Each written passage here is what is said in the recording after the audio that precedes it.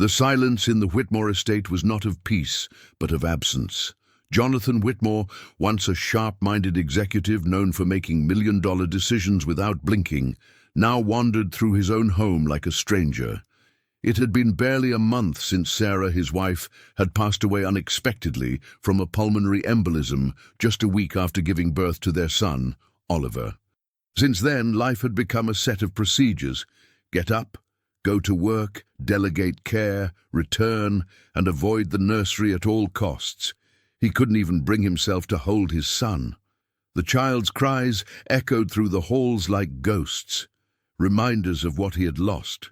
Jonathan told himself he was doing the best he could, hired the best nanny agency, brought in round-the-clock staff, even paid for lactation consultants and sleep experts. Still, the baby cried every day for long stretches, as if he too felt the hollowness that had swallowed the house.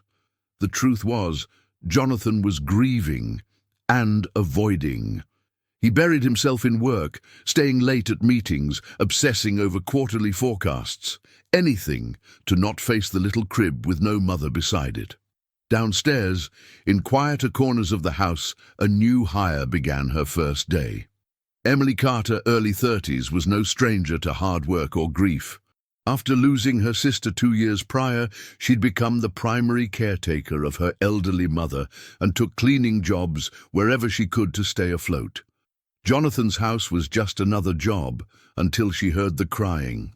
Emily had seen wealthy homes before, sterile places where emotions were treated like stains to be wiped away. But something felt different here. As she mopped the hardwood floors near the staircase, the sound of Oliver's sobs pierced through the baby monitor left on the kitchen counter. No one came. No nanny answered. 10 minutes passed, then 15. She hesitated. It wasn't her place. But something about that cry, it wasn't just a baby needing a bottle, it was desperation. She washed her hands, took off her shoes, and quietly climbed the stairs. The nursery door was ajar. Inside, Oliver lay in the crib, red-faced and trembling from exhaustion. His little fists balled tightly, chest heaving. Emily gently picked him up. "Shh, you're all right now," she whispered, cradling him as if he were her own. He clung to her. The bottle nearby was untouched. His stomach rumbled. She took a breath. She had nursed her niece before. Her body remembered. And in that quiet moment, one not of duty but of empathy, she sat on the edge of the bed, unbuttoned her blouse slightly, and let instinct take over. She didn't hear the footsteps approaching. Jonathan didn't plan to come home early. A last-minute board meeting had been cancelled, and the idea of returning to his soulless office for another few hours felt pointless. Instead, he turned the car toward home, unsure if he was seeking rest or punishment. Driving through the grey streets of Chelsea, he kept the radio off, letting silence accompany his thoughts. As the gate opened to his property and his car eased into the driveway, he noticed something odd. No nanny car. He frowned. They were supposed to be on a rotation, 2 shifts to ensure Oliver was never left alone. Yet the space where their small SUV usually sat was empty. He stepped into the house and was met with the faint hum of the heating system and... crying? No, it had stopped. But he could have sworn he'd heard something. The cleaner was here today, wasn't she? He walked through the foyer, unbuttoning his coat. His eyes scanned the hallway. No sign of staff. No movement. The baby monitor sat abandoned on the kitchen counter, flashing red. That wasn't normal. His stomach tightened. He took the stairs 2 at a time, dread twisting inside him. At the top, the hallway was dim. The nursery door was slightly open. Slowly, he pushed it wider and froze. Emily sat on the edge of the bed, her head bent slightly forward, her arms cradling his son, breastfeeding him. Her cleaning gloves, yellow and still damp from whatever chore she had interrupted, were tucked awkwardly against her side. Her blouse was slightly unbuttoned. She wasn't aware he was there. Her expression was one of pure focus. No, not focus. Tenderness. Jonathan's breath caught in his throat. Everything about the scene was disorienting, intimate, raw, human. This wasn't a woman taking advantage of her position or crossing a line for attention. This was a woman who saw a child in need and did what no one else had done, not even him. Still, the weight of the moment pressed down on him. All the unspoken expectations, the impropriety, the legal complications. His logical mind searched for outrage. His broken heart stood in its way. Emily's eyes lifted. She saw him, and her face went pale. Immediately she adjusted her blouse and stood, gently shifting Oliver to her shoulder. I'm so sorry, sir," she said, voice trembling. "He wouldn't stop crying. The nanny, no one came. I didn't mean to overstep." Jonathan stared at her, not moving. He looked at Oliver. The boy was calm, eyes half-lidded. One tiny hand rested against her chest, relaxed. He hadn't seen his son like this, ever. 1,000 things warred in his head: fury, confusion, gratitude, guilt. "I didn't know what else to do," Emily said softly. "I didn't want him to suffer." There was no performance in her voice, no defensiveness, just a quiet honesty that disarmed him. He finally spoke. "Where's the nanny?" "I think she left. No one came when he cried. I waited 15, 20 minutes maybe. He was hysterical." His jaw clenched. So that's what it had come to? Hired help abandoning post, and he hadn't noticed, because he hadn't wanted to look too closely? "I'll leave," Emily added quickly, cradling the baby more protectively. "You don't have to say anything. I crossed a line." Jonathan stepped into the room fully now. "No," he said, his voice lower than he expected. "You didn't." She blinked. He swallowed hard, trying to find footing on emotional ground that felt like sand beneath him. "You did something. I couldn't. I didn't. I wasn't trying to make you feel that way." "I know." A long silence followed. Then carefully he reached for Oliver. Emily hesitated, but when she saw his hands tremble slightly, she understood. She gently passed the baby to him, guiding the way his arms curved under the small body. Jonathan hadn't held Oliver in weeks. The child stirred, whined briefly, and then nestled into his chest. It was the first time. Jonathan sat in the rocking chair near the window, looking down at his son. The boy's breathing was even, his little head resting against his shirt. It felt like something cracked open inside him, pain and awe flooding in all at once. Emily stood near the door, unsure whether to stay or go. "Thank you," Jonathan said, voice hoarse. She nodded, then turned. As she stepped out of the room, her gloved hands tight at her sides, she could still hear the soft creak of the chair, and for the first time, the quiet murmur of a father humming something, broken, unsure, but trying. And that was something. The next morning, the house didn't feel quite the same. It wasn't that anything had physically changed. The walls still echoed with polished silence, and the marble floors gleamed under the soft winter sunlight spilling through the tall windows.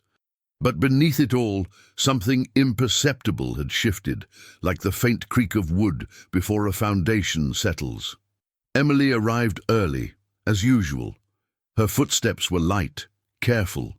She wasn't sure if she would still be allowed in. After what had happened the day before, she had expected a call from management, maybe even a letter of dismissal. Instead, there was silence. No message, no confrontation. Only a short text from the housekeeper stating, "Mr. Whitmore says to carry on with your usual duties." She couldn't read the tone behind those words. Her hands moved automatically, dusting, wiping, straightening. But her mind replayed the image of Jonathan holding his son for the first time, the way he had looked down at Oliver. Not with fear, but with something softer, hesitant, human. And then, of course, there was that strange moment between them. The way he hadn't shouted, hadn't accused, hadn't run. She didn't understand it. But something about it stayed with her, Down the hall, Jonathan sat in his study, pretending to work. His laptop screen glowed with unread emails, graphs and presentations piling up in tabs, but none of it held his focus. Instead, his eyes kept drifting to the hallway, the one that led to the nursery. The memory of the previous evening gnawed at him.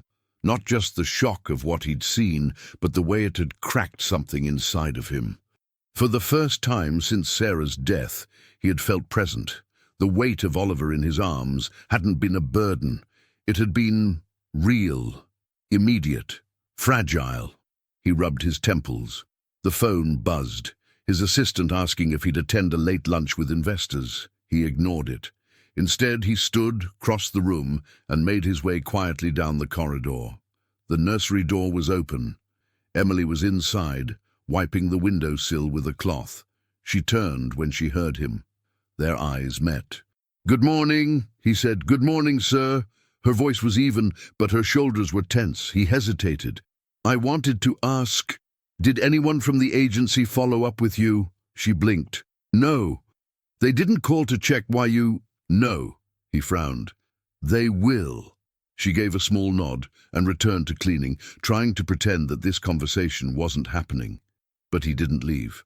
"I've been thinking about yesterday," Jonathan said after a pause. Emily's hand stopped moving. "I'm not angry," he added quickly. "I was shocked, yes, but not angry. You helped him. You helped me." Emily turned to face him fully. "I wasn't sure how you'd feel. I didn't want to cause any trouble." "You didn't," he said. "You reminded me of something I'd forgotten, what it feels like to care." A long silence stretched between them. "I don't know how to do this," Jonathan admitted. "Being a father, being alone with him." "You're not alone," Emily said, almost before she realized the words had left her mouth. Jonathan looked at her, eyes filled with exhaustion and something unspoken. "Would you stay?" Her eyebrows lifted slightly. "Stay? I mean, as part of his care, more than just cleaning. He responds to you. He calms when you're near. I don't know what that means exactly, but I know I need help, and I trust you." It was an odd offer, unconventional, but the sincerity in his voice cut through protocol. Emily hesitated, glancing at the crib, where Oliver now lay sleeping peacefully. "Are you sure?" "I've never been more unsure of everything in my life," he said with a sad smile. "But yes." Emily nodded slowly. "All right."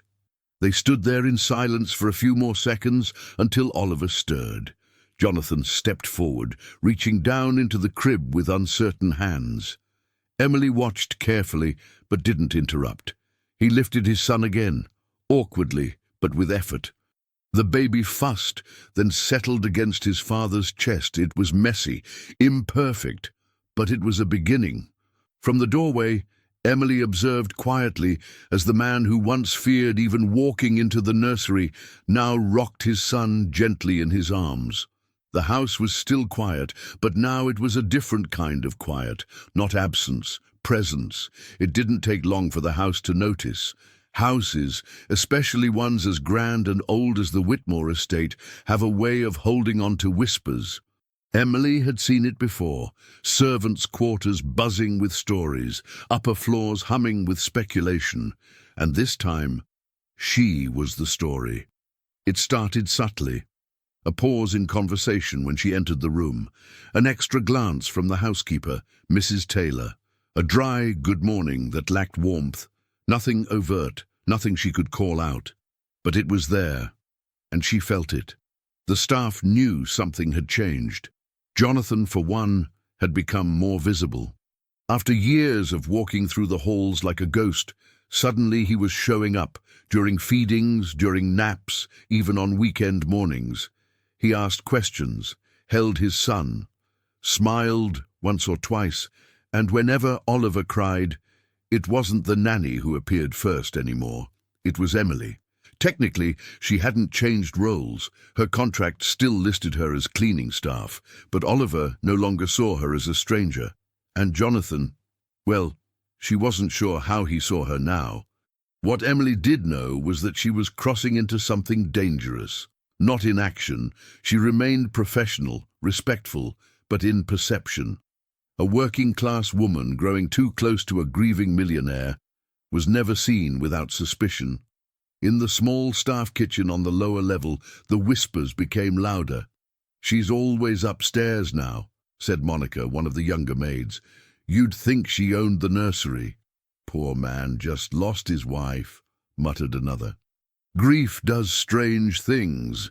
Mrs. Taylor sipped her tea and said nothing, but her silence was heavy with disapproval. Emily kept her head down, but the words still clung to her. That afternoon she found herself scrubbing the tiles in the second-floor guest bathroom, her hands moving in precise, agitated circles. The cloth squeaked against the ceramic, but her thoughts were louder. What was she doing? This wasn't supposed to happen.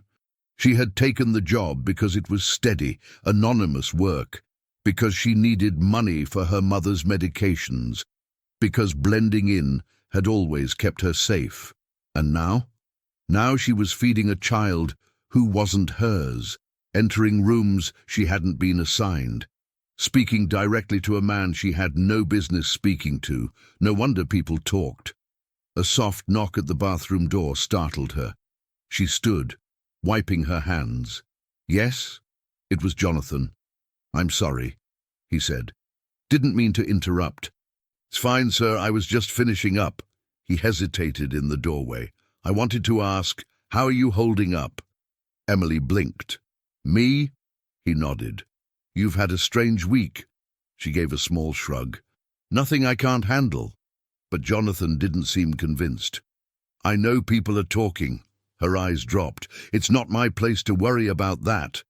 "I disagree," he said gently. "It's my house, my responsibility." A beat of silence passed. "I never intended to blur lines, Mr. Whitmore," she said quietly. "I stepped in because your son was alone, that's all." "I know," he said, "and I'm grateful you did." Emily nodded, but something in her posture stiffened. "If you prefer, I can return to my original duties, or leave entirely. I don't want to cause discomfort." Jonathan looked genuinely surprised. "Leave? No, that's not what I want." She met his gaze, steady and cautious. "Then I need clarity, sir, for both our sakes." His jaw tensed. "Clarity," he repeated. "Yes." He looked down the hall for a moment, then back at her. "You're right. I've been reacting, not thinking. But I do know this. Oliver needs stability, and you've given him more of that in 2 weeks than anyone else has since Sarah died." "And you?" she asked before she could stop herself. "What do you need?" The question hung between them, fragile. "I don't know," he admitted, "but maybe I'm starting to find out." Emily nodded slowly. "Then I'll stay. For Oliver." "Thank you." He started to leave, then paused. "But Emily, if anyone makes you feel uncomfortable here, I want to know. No exceptions." She gave him a faint, grateful smile. "Understood." As he walked away, she leaned against the doorframe, heart unsteady. The house could keep its whispers. She wasn't going anywhere. Jonathan had never changed a diaper before. The idea alone had once felt ridiculous. Something other people did, people with different lives, with simpler priorities. He was the kind of man who managed mergers, who flew across continents with a single day's notice, who memorized corporate bylaws and spoke in boardrooms with ease. He wasn't the kind of man who got spit up on his shirt before breakfast. But now, standing over the changing table with his sleeves rolled up and a wide-eyed infant squirming beneath him, he realized something astonishing. He wanted to be. He wanted to know the difference between the cries. Hungry, tired, wet. He wanted to understand the strange softness of Oliver's sighs, the way he latched onto his father's thumb like it was the most important thing in the world. And he wanted to learn, even if it meant fumbling and asking for help. And help, he realized, came with kind eyes and calloused hands. Emily was always nearby, not hovering, but present. She watched with the patience of someone who had seen the world in both its cruelty and beauty. And when Jonathan struggled with the tiny buttons on Oliver's onesie or the unexpected diaper leak, she didn't laugh. She guided, quietly, gently. "Slide your hand under his back like this," she'd said one morning, adjusting Oliver with the confidence of someone who had done it 1,000 times. Babies love feeling supported. Jonathan looked at her then, really looked, and felt something shift.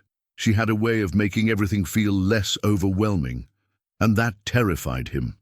The nursery had once been a room he avoided. Now it became the center of his day.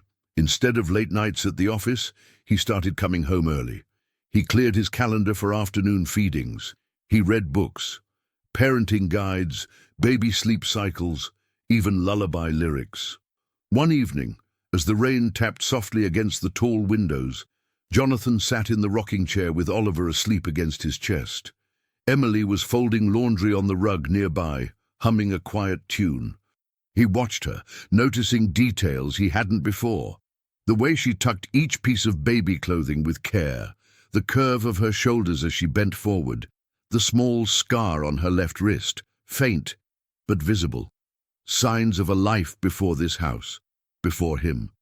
"Emily," he said, almost surprising himself with the sound of her name. She looked up. "Yes? Do you ever wonder how life ended up here?" She tilted her head. "Here, as in this house, as in this moment," he clarified. "You, me, Oliver, all of it." She considered the question for a long second. "I think sometimes life doesn't make sense in advance, only in hindsight." Jonathan chuckled. "You sound like my therapist." Emily smiled faintly. "Is he good?" "He's expensive," he said dryly, "but I'm not sure he tells me anything more helpful than you just did."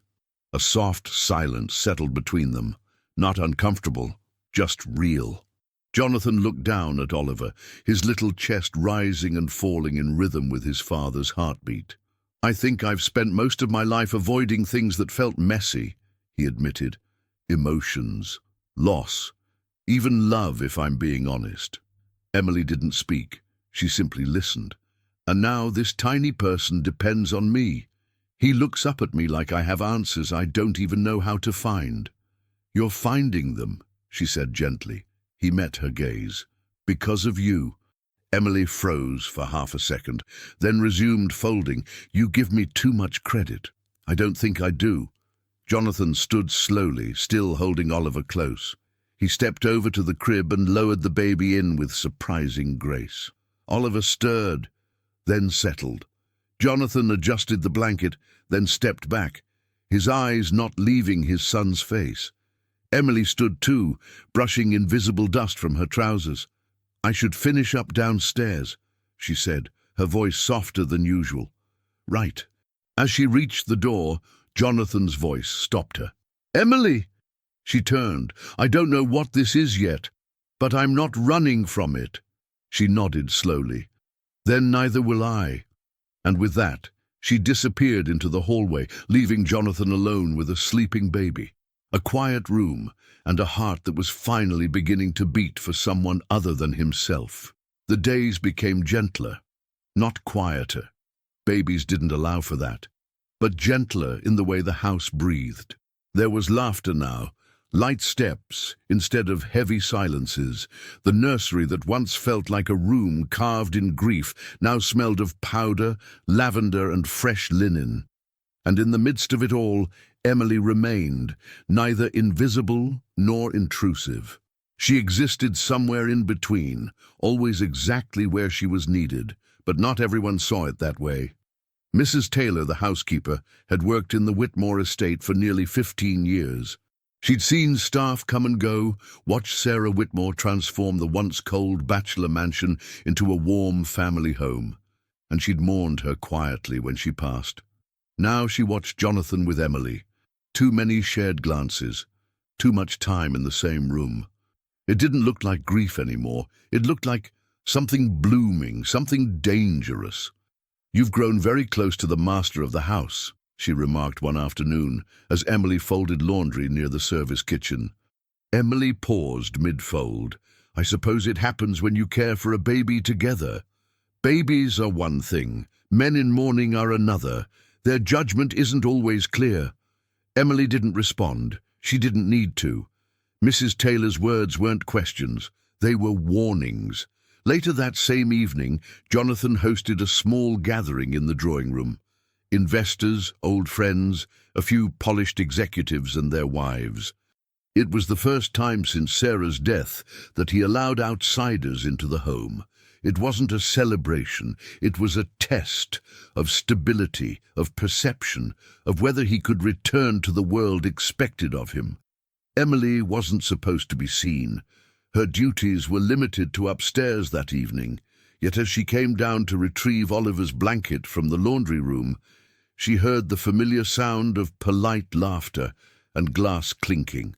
She meant to stay in the shadows, but fate had other plans. Oliver began to cry, loudly, restlessly. Jonathan, mid-conversation, paused. The guests turned.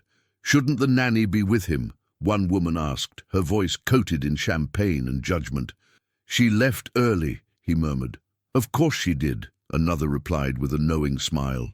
Jonathan excused himself and walked toward the stairs, but Emily had already appeared, cradling Oliver, gently bouncing him in her arms. The baby's cries quieted to soft hiccups. All eyes turned to her. Her uniform was plain, her expression calm. She stood with quiet confidence, unapologetic but respectful. Jonathan met her halfway, hands instinctively reaching out. Oliver transferred smoothly from one embrace to another. "Thank you," he said. Emily nodded and turned, about to head back upstairs, when a sharp voice cut through the air. "She seems quite attached," said a blonde woman in a glittering gown, sipping from her wineglass. "She's just doing her job," Jonathan said, voice even. The woman smiled. "And what exactly is that now?" Emily stopped but didn't turn. Her breath caught in her throat. Jonathan looked at the guests. "Whatever it is, she does it with more heart and integrity than anyone else I've had under this roof." The room fell silent. Emily quietly walked upstairs, her heart pounding. Not in shame, but in something else. Something fierce and complicated and unfamiliar. She didn't want to be the topic of gossip. But she wouldn't shrink from the truth either. Later that night, as the house emptied and the staff tidied the remnants of expensive wine and half-eaten canapes, Jonathan knocked softly on the nursery door. Emily was placing a fresh sheet on the cot. She turned, surprised to see him there. "I'm sorry," he said, "for tonight. You don't owe me anything." "I do. I let them question you. I let them turn something pure into something shameful." Emily shook her head. "People see what they want. I see what's real." They stood in silence for a moment. The baby monitor let out a soft buzz. Outside, the rain had started again. "You know," Emily said carefully, "this, whatever it is between us, it's walking a line." "I know. And if we cross it, we can't pretend we didn't." Jonathan stepped closer, his expression unreadable. "Are you afraid?" "Only of being hurt," she admitted. "Not for myself, for Oliver, for your name. For what we're risking just by standing here." He nodded slowly. "Then we'll do it the right way. No secrets, no shame, just truth." Emily studied him, unsure whether to believe him, to believe herself. But something in her chest, something buried for years, flickered to life. And for the first time she didn't back away from it. Emily had already packed half her things, not because she'd been asked to, not because she was in danger of losing her job, but because she could feel something shifting, something warm and dangerous and impossible to contain within the unspoken rules of their arrangement. It had been a week since the gathering, and the whispers hadn't stopped. If anything, they'd grown louder, more poisonous. Emily saw the way Mrs. Taylor looked at her now, not just with suspicion, but with pity, as if she were a foolish girl playing at something far beyond her reach. She couldn't let it continue. Jonathan deserved peace. Oliver deserved stability, and she had learned long ago that walking away early hurt less than being asked to. So she packed. She folded her uniforms neatly, placed her shoes in a worn canvas bag, and stood for a long moment staring at the framed photo she always kept beside her bed. Her sister, smiling in the sun, holding a baby that was not hers either, but who had loved her like a mother. Emily ran her thumb over the glass, then zipped the bag. Downstairs, Jonathan stood at the kitchen counter trying to remember how to make formula. Oliver was in the bouncer seat, content for now, but getting restless. It had been a long day, meetings, endless phone calls, a trip to the pediatrician, and yet all he could think about was the way Emily had avoided his gaze at breakfast. He hadn't seen her since. When he called her name, she didn't answer. That's when he noticed the canvas bag near the front door, and he knew. He didn't knock. He just walked straight into the guest room she used, his heart already racing. She was sitting on the edge of the bed, hands in her lap, spine straight. "You're leaving," he said. It wasn't a question. Emily looked up, her eyes calm but tired. "It's time." "No," he said without thinking. "You know I can't stay," she replied softly. "Why not?" "Because people are watching, judging, making their own versions of the truth. And your reputation—" "To hell with my reputation," he snapped. "That's not what matters here." She stood. "But it matters to you. It always has. You built your life on control, Jonathan, on boundaries, and I crossed one the moment I held your son in my arms." He moved closer, trying to find the right words. "Emily, what you did, what you do every single day, is give my son something I didn't know how to give him: love, security, a reason to stop crying. You don't think that matters more than some uncomfortable stares?" "I think," she said, swallowing hard, "that we're both falling into something that has no name, no plan, and no place in this world." He looked at her then, really looked, the way her fingers trembled, even though her voice stayed calm, the way her eyes glistened with unshed tears, the way her chest rose and fell, like she was trying to breathe through the weight of her own decision. "Don't go," he whispered. "Please don't make this harder. I'm not asking you to stay as a cleaner or a nanny. I'm asking you to stay as yourself, as the woman who saved my son and me." Tears slipped silently down Emily's cheeks. "I'm not strong enough for this," she said. "Yes, you are. You've been stronger than me since the day you walked into this house." She turned away, but he reached for her hand. "I was drowning, Emily. I didn't even know it. You walked in with a mop and a quiet voice and reminded me what life looks like when someone cares without expectation." She didn't speak, so he tried again, softer this time. "Oliver smiles now. He reaches for me. Because of you. I hold him, feed him, laugh with him. And that started the day I found you holding him like he mattered." Silence stretched between them. Then, finally, she turned back to face him. "If I stay, it has to be with truth, with no more hiding. No more pretending I'm just a shadow in your house." "You're not a shadow," he said. "You're the light that brought it back to life." She closed her eyes and nodded. 3 months later, the Whitmore estate no longer resembled the one it had been when Emily first walked through its doors. The silence was still there, yes, but now it was the kind found in peaceful moments, like the hush that follows a lullaby. Oliver had grown. His tiny fingers now gripped Jonathan's neck as he babbled nonsense at the breakfast table. There were baby toys scattered across the once pristine floor, unfolded laundry in baskets, and laughter, real, unforced laughter. But beyond the changes in the house, something deeper had shifted in Jonathan. He no longer compartmentalized his emotions or buried himself in spreadsheets. He was still a businessman, precise, sharp, calculating, but at home he was simply a father. A man who had lost everything and then, impossibly, found more than he ever thought he deserved. And part of that had everything to do with Emily. She had stayed, not just in the house, but in his life.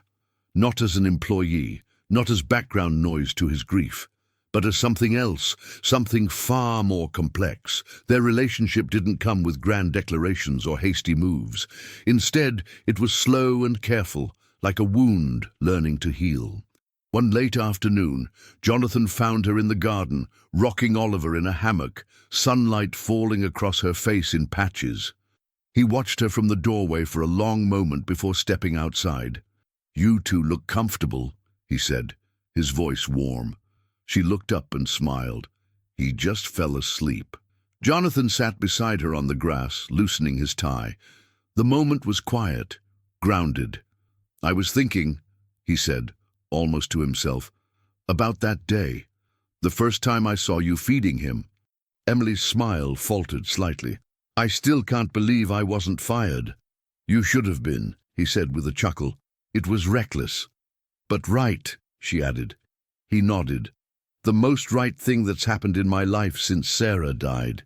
Emily's smile returned gentler this time. "You've changed, you know. I feel like I've become who I was always supposed to be." She didn't respond immediately. Her eyes drifted to the baby in her arms, his breath soft and steady. "I still think about leaving sometimes," she admitted quietly. "Not because I want to, but because it scares me how much this has come to mean." Jonathan turned toward her, his tone soft. "Then I guess it's time I give you a reason to stay." She looked at him, puzzled. "What do you mean?" He reached into his jacket pocket and pulled out a small envelope. Not a ring box, not something flashy, just a single folded card. He handed it to her. Inside was a handwritten note, short, honest. "Emily, there are no right words for what this is. There's only what I know. You saved my son, then you saved me. I don't know where this road leads, but I don't want to walk it without you. Will you stay with us? Not as staff, but as family." Her hands trembled slightly as she folded the note again. She looked up at him, eyes glossy but smiling. "You really mean this?" she whispered. "I do," he said. "No expectations. Just stay." Emily looked down at Oliver, still asleep, blissfully unaware of the gravity surrounding him. And then, without a word, she nodded. She stayed. Not because of the note, not because of the house, but because this was no longer just a job. It was her life, their life. And what Jonathan had done, the unthinkable everyone warned about, was simply this. He chose love. 5 years later, the Whitmore estate looked nothing like the world of marble and silence it once had been. Yes, the high ceilings still stretched proudly, and the grand staircase still curled elegantly in the foyer. But the essence of the place had changed. Where there had once been polished perfection, there were now crayon marks hidden behind armchairs and muddy little footprints near the back door. The front hallway often smelled of cinnamon and baby wipes. There was a coat rack with a child-sized rain jacket always hanging slightly crooked. And there was laughter. So much laughter. Jonathan Whitmore stood barefoot in the living room, his shirt sleeves rolled to his elbows, carrying a frosting-covered cupcake in one hand and a balloon string tangled around the other. The house was buzzing. Dozens of tiny feet, parents chatting over tea, a chocolate-smeared piñata lying defeated on the garden table. It was Oliver's 5th birthday. Across the room, Emily knelt beside the birthday boy, wiping icing from his cheek as he opened a gift with uncontainable glee. She wore a simple blue dress, her hair loosely pulled back, and a paper crown the children had made her. She looked up and caught Jonathan watching her. Their eyes met, and everything around him fell away. He crossed the room and gently touched her back. "Having fun, Your Majesty?" She gave him a tired, affectionate smile. "Exhausted. But yes, Oliver told everyone you were the queen of the house." She raised an eyebrow. "That makes you what? The court jester?" Jonathan chuckled. "Fair enough." He crouched beside her, watching Oliver tear through wrapping paper with the intensity of a treasure hunter. His son's joy was infectious, and in that moment Jonathan felt something so full, so whole, it almost made his chest ache. It had taken time to get here. After that day in the garden, After Emily read the letter and said yes, nothing was rushed. Jonathan didn't ask her to marry him. Not immediately. He knew better than to frame what they had inside the expectations of other people. First, they simply lived. They built a rhythm. Morning routines with cereal spills and diaper runs. Late-night talks on the kitchen floor after Oliver had a fever. Quiet weekends in the countryside where they breathed fresh air and stopped pretending they owed the world an explanation. They didn't need approval. They just needed honesty. When the tabloids finally got wind of the cleaning lady who moved in with the CEO, Jonathan didn't flinch. He gave a single press statement that ended with one line: "There is nothing scandalous about love." Eventually, even the whispers grew quiet. And on a crisp spring morning, 3 years after they'd first met, he did ask her. Not with a diamond ring, but with Oliver standing between them, holding a hand-drawn card that read, "Can we be a forever family?" She said yes, through tears, with her whole heart. Now, watching Oliver hand a gift to a friend and explain proudly, "My mum helped me wrap that," Jonathan felt overwhelmed with gratitude. He had known wealth, privilege, success, but nothing had prepared him for this kind of richness. Later that night, when the guests had gone and the balloons sagged slightly against the ceiling, Jonathan found Emily out on the patio, wrapped in a blanket, sipping tea. He joined her without a word. They sat in silence for a while, watching the stars peek through the London sky. "You know," Emily said, "I still think about that day." He looked over at her. "The nursery." She nodded. "I was terrified. I thought I was going to be fired on the spot." Jonathan smiled faintly. "You weren't wrong. Part of me wanted to yell, but another part, the bigger part, knew I was witnessing something sacred. I didn't plan it." "I know. You changed everything by not pushing me away." He reached for her hand. "You changed everything by walking in." They sat like that, hand in hand, as the night wrapped gently around them. Theirs was not a love born out of perfect timing or smooth paths. It had been messy, unpredictable, fragile in its beginning. But it had been real. It had been the unthinkable. And it had become everything. If this story touched your heart the way it touched ours, take a moment to let us know in the comments what part moved you the most. Was it the moment he walked in and saw what no one expected, or the quiet way love slowly found its place in a house that once echoed with grief? Don't forget to like and share this video with someone who still believes that love can come from the most unexpected places. And if you want more stories like this, real, emotional, and filled with humanity, make sure to subscribe to our channel and join this growing community that values connection over perfection. We'd love to know, from which country are you watching this story? Tell us below.